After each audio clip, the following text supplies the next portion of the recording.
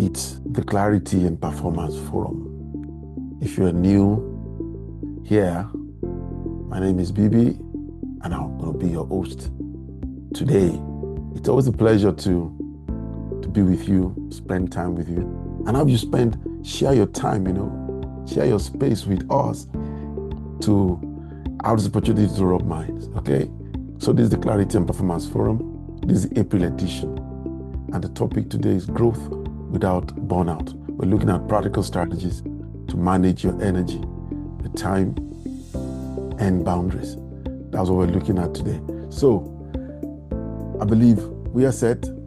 Let's go. So good evening, everyone, and welcome. Good evening if you're in the evening. Good afternoon if your time says it's afternoon. If you're joining us from any part of the world, North America, the UK, Nigeria, some from Australia, we say welcome to you. It's a pleasure to have you with us. So this is the Clarity and Performance Forum, and I'm really glad you are here. If you joined us in March, we talked about something very important: how to reduce overthinking and how to make better decisions under pressure. But let me start today with a simple observation. Okay, many people are no longer confused. They actually know what to do. For many people, but we still find it difficult to do. And it's not just maybe it's not just you experiencing that.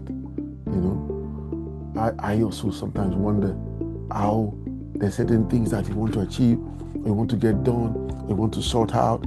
You seem to know it. How do I know you know it? When pressure comes on you to get it done, you get it done. You understand? So that means you actually knew, what to do initially. Just that sometimes we are waiting for the best opportunity. We're looking for the best moments to achieve these things. So for some people, it's not a matter of finding out what to do. They're not trying to learn. They're not confused. They actually know what to do, but they still feel tired. They still feel stretched. They still feel like life is heavier than it should be. So the question for them is no longer what should I do? All right? The real question here is, how do I live and grow without constantly feeling drained? That is what we're solving today. I should just tell you this now. All right? Let me help someone immediately. Let me allow you to know this, that you're not lazy. Yes, you're not lazy. You're not lazy. You are not unserious either. And you are not behind because you don't care. I know you care. You know you care. You think about it all the time. You sometimes go to bed worried, anxious. Sometimes you are afraid because you think you are missing out. You know the pain you feel for not achieving certain things. You know. So it's not because you don't care. You care. You care. You're not lazy. In many cases, you are simply overloaded. Too many responsibilities. There are too many expectations. Too much access is given to people and to things around you, to your mind, to your time. You have too little structure. And when life is not properly structured, guess what happens? Even a serious person begins to feel scattered. Even a disciplined person begins to feel tired when life is not properly structured. Even a disciplined person begins to feel tired. Even a focused person begins to lose clarity. So today, it's not about pushing you to do more. Today is about helping you design your life better. All right? In life, there are some things you do not because you don't have choices, but because they are the best choices. Let me share something with you. My daughter made this bead for me, the white ones. And she wrote something great on it. Wonderful message to me, wishing me good luck. And she made it. And of course, I have this other bead that's quite expensive, right? With the jade and all that. And I could have just said, "Oh, fine, thank you, but it's not as fine as this, or it's not, I don't want square beads. I want it round." But guess what? Because it was my daughter that made it, and if she took out time to do it in school, so I promised myself I'm going to be wearing it. So I wear it everywhere. I wear it every day. Now, that's a choice. That's a choice to achieve something. Today, as I said, it's about helping you design your life better. If your life is not designed properly, like I said earlier, even clarity will not last. So we've talked about clarity in March. We are moving on to achieving better sustainability of clarity now. If your life is not well designed, it's not properly designed, even clarity will not last. And we want your clarity to last. Why growth feels heavy? You need to know why growth feels heavy. Is it because it's growth? Is it because life is just meant to be heavy and difficult? No, let's start there. Why growth is heavy? Why does growth feel heavy to so many people? It's not because people are weak, okay? I believe it's not because people are weak. It's probably because they are carrying so much without structure. They are carrying so much without structure. Now let me break it down. You see, many people are committed, which is good. When you're overcommitted, it becomes a problem. Many people are available, and it's good to be available to others, to share your time with others. But once you become constantly interrupted, that's going to be a problem. You can be doing the right things in the wrong structure. So the effort is there, but the design is missing. And when design is missing, guess what happens? When design is missing, everything starts to feel heavy. Everything. Even the things you were trying to achieve, the commitment you are showing becomes heavy. There's no clear structure. The responsibility you are trying to do, you are having constant access. People are having constant access to you. You understand? And then you begin to find it feeling heavy. Now, let me give you a powerful refrain here. The problem is not that you are not doing enough. The problem may be that your life is not designed to support your growth. So as you begin to grow, you begin to feel the weight. Imagine a tree that has so many big branches, but the stem is very thin. What do you think will happen to that tree? You'll be so stressed. Imagine a table, and the legs are just maybe like one leg in the middle, very thin leg, and then you have a slab of granite on that table. What will happen to that table? It's going to collapse. That's the way some of us are. We're growing, right? We have a big dream and we're achieving it. We're starting businesses. We're running, various things at the same time. We're going into this, to that, in our churches, in our place of worship, in our home, in our family, extended family, in our society. We're using our talents. We're using our skills. We're starting new businesses. But guess what? We don't have a structure. So pause on that. Because see, some of you don't need more effort, like I said earlier. You just need less pressure and better structure. So if the issue is not just effort, okay, then what exactly should we be managing? You have to learn that if the structure is wrong, despite the fact that you are doing the right things, there will be issues. All right, so know that the structure matters here. The structure matters here. You need to understand there has to be a paradigm shift. Today, you need to move from the way you've structured and start a new one. I'm not saying you to turn your life all around directly. No, but you got to move those things in your life that are like pillars that hold your own sanity, that hold your structure. You need to place them in the right place. Okay? You need to understand that movement. So, you are now having to learn that you need to manage energy, not just time. A lot of us have a lot of to-dos. We want to manage our time. It's not just about managing time. And this is the second pillar for your strategy. You need to understand that you have to manage energy, not just time. Let's go deeper on that.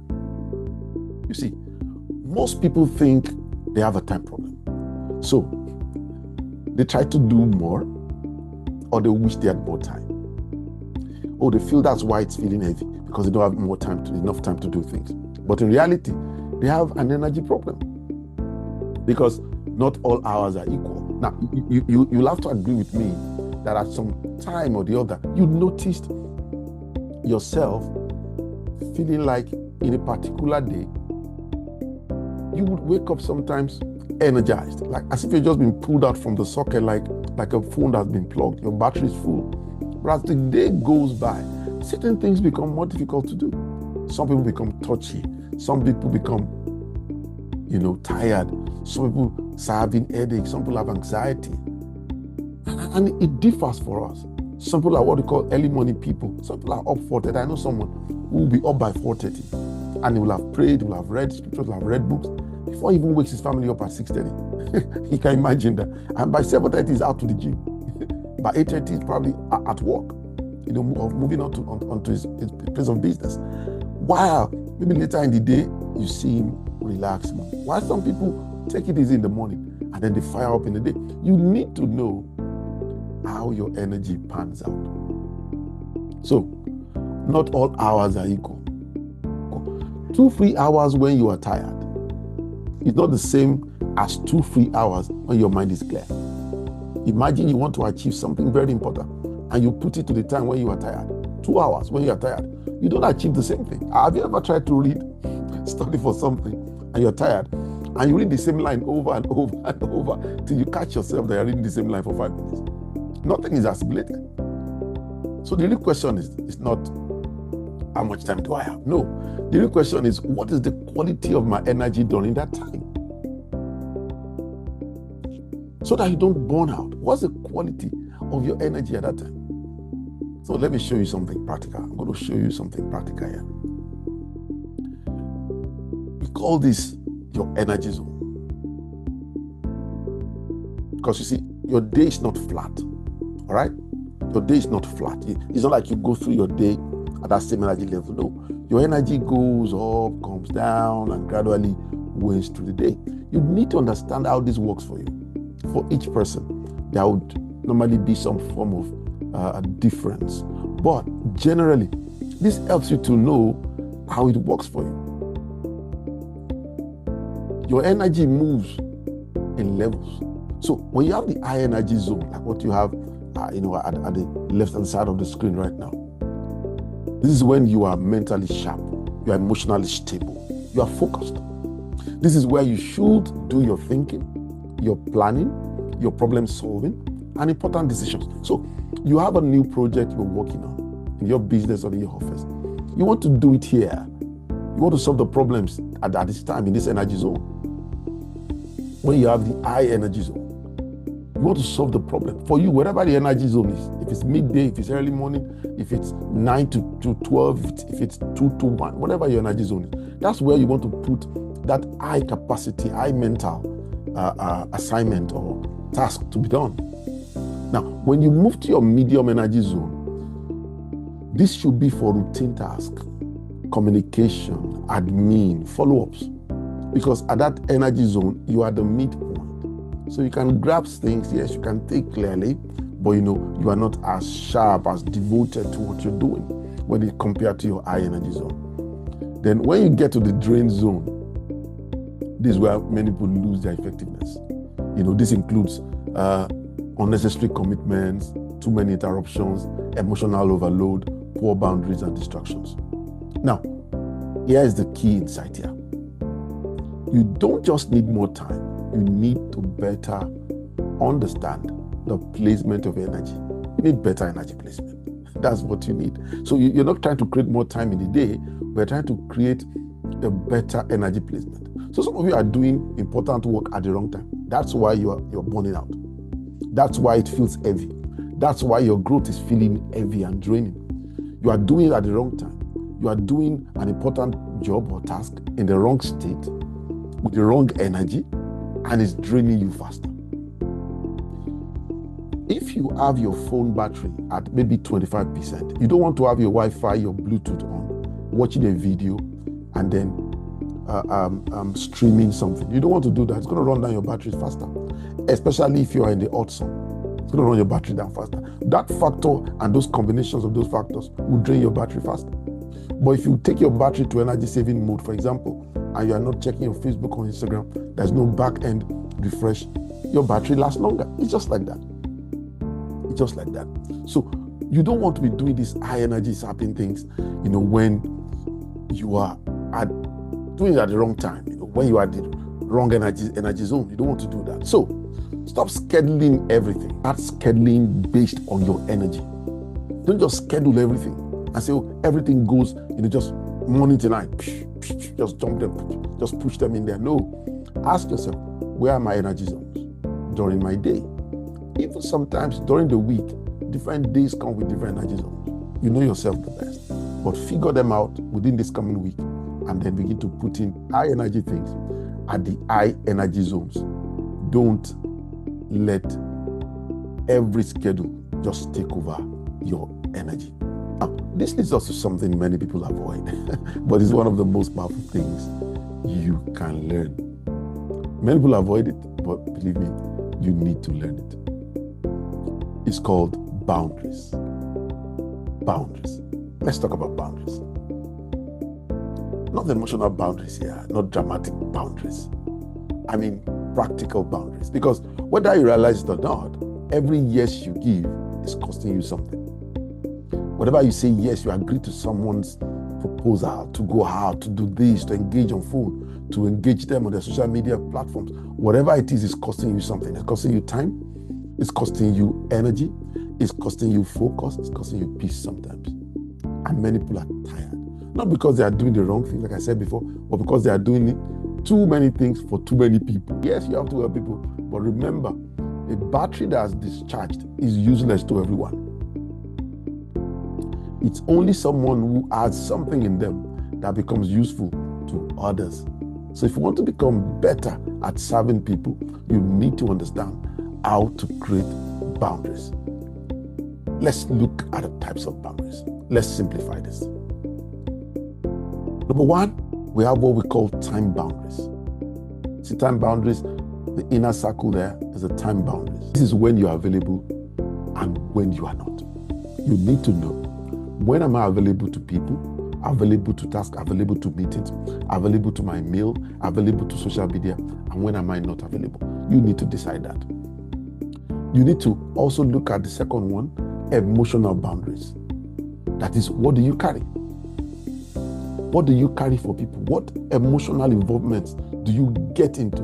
And which ones do you stop carrying? There are friends that call you. When they call you, you pick your line, they're going to tell you 1,001 problems. The struggles at work, the struggle in their home, the struggle with their friends, the struggle with their bosses. And while you are listening and trying to help, guess what happens? You are wearing yourself out.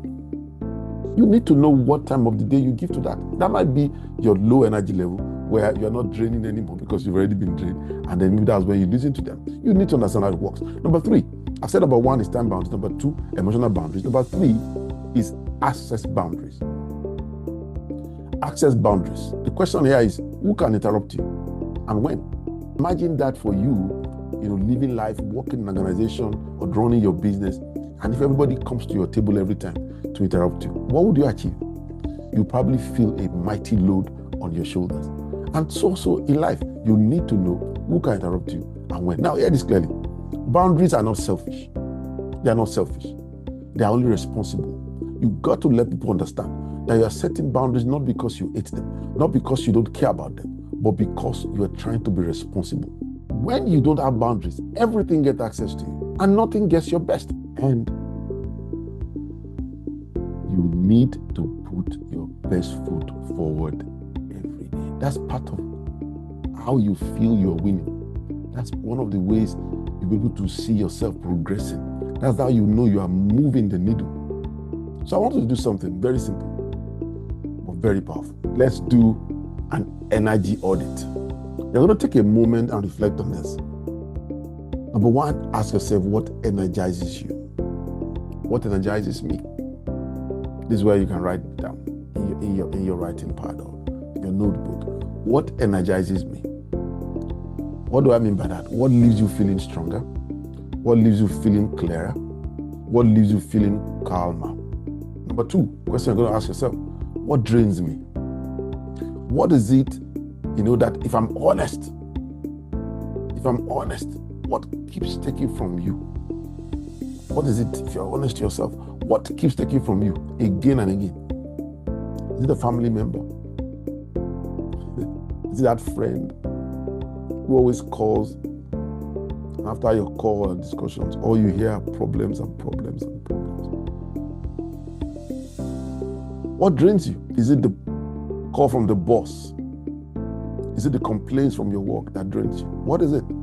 Be honest here. Number 3 question I'm going to ask. What must be protected weekly? You have to find out by yourself. What must I protect weekly? What do I mean by that? What do you need to function well? What is it that part of you must be running well so that you can function better? But 4 questions you're going to ask in this audit is what needs a boundary? What needs a boundary? Where are you too open? Where are you too available? What needs a boundary? What part of your life is too open? What part of it is too available that you now need to set boundaries on? Number 5 question in the audit is that what must reduce immediately, not next month, not next year. This happens to every age. There are some mothers or fathers, elderly people, but they have children who lay their burdens on them. So once they call that child, once that call is over, that mother or father is drained. Some elderly people have friends who call them and they lay so much burden on them. They're always complaining, oh, see our friend, she did this to me, she didn't pick my call, our daughter got married, she didn't call me. And every time they call you, you are solving problems. You are calling people, you are and you are drained all the time. And you don't know why. You've got to take note of this. So what needs to reduce now? What is it that you need to reduce immediately? All right? So I want you to identify these items, and this is what you're going to do with them immediately. You're going to create this matrix. All right? You can just draw a square, and divide it into 4 again, or a rectangle and divide it into 4. And in each spot, just like what I have on the screen, you're going to fill out what answers you have for them. So identify 3 things. 3 things that drain you. 3 energy drains you need to cut. Identify them. Write them in that box at the upper left-hand corner. 3 things that drain you. Write them in that spot. Then, on the right-hand corner, upper right-hand corner, write 3 things that support your energy. Those are the 3 energy supports you need to be building on. You need to be building those ones. They are the ones that support your energy. All right? Write those ones in the right upper corner. Then, on the left and bottom corner, write 1 boundary you will implement immediately. Now, remember we did that audit. Do that audit. Use the answers from that audit to answer this. Okay? So, I said on the left-hand corner, yes, write now 3 energy drains to cut out. 3 things that drain you. You want to cut them out. Then on the right side, you're writing 3 things that support your energy. And let me give you a practical example. It might be that you decide that on your work day, during your work day, you don't pick call from Gladys. Because Gladys is going to tell you all the problems her husband brought, all the issues in her shop. Her brother did this, her mommy said that to her. And by the time you finish with Gladys, you can't phantom what you need to do that day again. So you're going to put Gladys call at the weekend. Maybe that's what you need to do. So 3 things that support your energy. Maybe one of them is to talk to your mother, because you know she's always praying for you. She encourages you. Maybe talk to your sister. I have one of my sisters. I have 2 sisters, but the 2 of them are wonderful. Just that they're wonderful in 2 different ways. But I have one who can scold and then tell you the answer to the scolding. After scolding, he tells you what to do. She would criticize and tell you the answer. She'll say, look, I think you're not doing this right, and why not do this? While I have one that if I have an issue, I can go and say, you know what, there's an issue, don't worry, we'll handle it. She will go out for you. So nobody tries me. I'll tell my sister. What am I saying? Those 3 things that support your energy could be your sister, your brother. It could be someone that you know has your back. All right, of course. Remember, you don't want to be drained, so don't drain them either. But you can ask them, please, where can I talk to you? I have something to discuss. And then they give you a time that's convenient, and you lay out there, and then they give you solutions. And when next you call, say, you know what, I just called to check on you to say thank you for the other time. That thing you told me worked out. That could be one thing that supports your energy. So you want to talk to those people. Another that supports your energy could be you taking a walk in the park. That could be something that's personal. Some people just like to take a walk, but some people just like to read. Some just like to meditate. Some just like to, sing. Some just like to go and research something, So whatever it is, write it down. Then look at one boundary that you must implement immediately. It is non-negotiable. A boundary that you must implement immediately. Write that one down. One non-negotiable boundary. And then finally, one protected time block to lock in. One protected time block to lock in. I'm going to say, we're starting with one because I want to experiment with it. I want to gradually grow in it. As you go on, you may have 3, you may have 4. We're going to say this time block. What I mean by time block is a particular time that you've earmarked that no other thing apart from what you specified, predetermined, will be done there. Your time block might be for a rest. It might be for a break. It might be to sleep. It might be to just meditate. Whatever it is, that's your choice. But that time block is one you're going to create that nothing else must stand there. Let's bring this all together quickly. You see, a sustainable life is not built by doing everything. If you're based in Nigeria, the richest man in Nigeria now is Dangote. And there are some other billionaires. Go check about all of them. They don't do everything. Some people say Dangote does a lot. Yeah, does a lot, but how many things? How many really? In fact, check out his businesses. He practically doesn't run any of them hands-on. He stays at that place and views each of them. And he has people running them. I've been to some of his facilities when I'm chanced, to have a look at things, and you see the way, the number of staff. He definitely doesn't run them. He doesn't know all the stuff. Check Makadenuga with Glow and other businesses. Does he know all the stuff? All of them? Does he get involved in day-to-day run of everything? Everything. You don't need to do everything. Life is not built that way. Doing everything is not life. It's not living. It's just the beginning of life. It's when you start to learn. All right? So sustainable life is not built by doing everything. It's not being available to everyone. All right? We sometimes feel needed. Yeah, I know how it feels. You feel needed by everybody. But guess what? If you're going to last long, you've got to know you can't be available to everyone. But the truth is, you can't push yourself endlessly if you want to sustain life. Rather, a sustainable life is built by protecting your energy, by structuring your time. A sustainable life is built by setting clear boundaries. It's built by reducing unnecessary load. That is why you see, Africans especially, we talk about, some other ethnicities. You say the white, the Western world, the North American people, they seem to understand certain things. They don't rush. I remember I was in London years back, long ago. And the time I was staying, I could see a building being done, and I saw them building up that building. And I saw how long it took for them to lay a number of bricks in the day. I wasn't going out, I was watching. And I would check them. And when I went out, I'll come back and check them, and they closed. And I could think about how construction was done in Nigeria, how much work you need to do in a day, how much we try to achieve everything in one day. Yet, sometimes they're not as effective. So I noticed what they were doing. They had more machineries, lesser manpower, but they achieved more every day. So I kept on going by that construction site every single day. If I'm going out, I will take a walk, go by there, I'll come back from the hotel, peep through my window and check what they were doing. It wasn't about being busy. It's about being effective. And if you're from that kind of part of the world, you might believe that the more load you carry, the more important you are. No, that's not true. It's counterproductive. All right? A sustainable life is built by protecting your energy, structuring your time, setting clear boundaries, and reducing unnecessary load. So, I want you to have a commitment to yourself today. Because you see, if your life cannot carry your goals will always feel too heavy. At the end of the day, your life is the only thing you are. So make this commitment today. Say this with me. I will honor my energy, not just my schedule. What does that mean?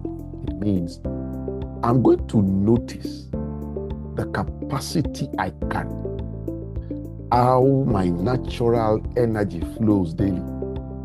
I will notice my limitation, my strength, my weaknesses. I notice my gifts. I notice my calling. I will notice the things that bring me joy and happiness. I will notice the things that I struggle with, the things I need to help others with, and the ones that people need to help me with. I will notice them, and then I will honor them. I will plan my life in that same stead, despite improving in each of those areas of my life. But until I raise the bar, I wouldn't raise the load. Until I increase my capacity, I wouldn't increase my load. I would not just form my schedule, not just run with everybody's schedule. I would run with my energy. And with this, I bring this to a close. Growth is not about pushing yourself endlessly. Growth is about designing a life that can carry your ambitions. If your life cannot carry your goals will always feel daunting, heavy, and undoable. This month, don't try to do. Design better, protect better, live better. Maybe you're a professional. Maybe you're a business owner. Maybe you are an undergrad. You are still in school, or you're a young adult. This month, come with the clarity we shared in March.